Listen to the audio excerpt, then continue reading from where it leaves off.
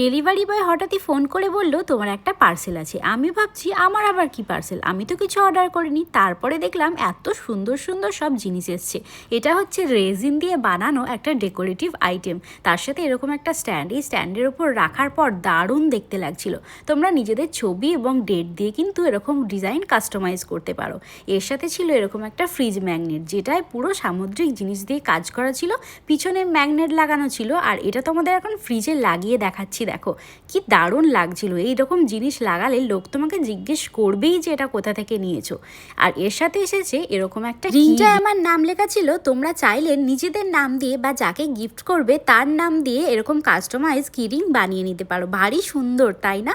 আর তার সাথে এসেছে এইরকম একটা চেন পেন্ডেন্টের সেট। এখানে দুটো কানের এবং একটা হার রয়েছে, এটাও ভারী সুন্দর দেখতে। আর এর ভেতরে কিন্তু গোলাপের পাপড়ি দেওয়া রয়েছে। এটা তোমাদের পরে দেখাচ্ছি, দেখো দারুণ সুন্দর দেখতে লাগছিল। প্রত্যেকটা জিনিসই আমাকে পাঠিয়েছে অঙ্কিতা বন্ধু পেজ থেকে। পেজটা আমি ট্যাগ করে দিয়েছি, তোমরা কিছু নিতে চাইলে ওর থেকে নিতে পারো। হোয়াটসঅ্যাপ নাম্বারটাও স্ক্রিনে দিয়ে দিচ্ছি।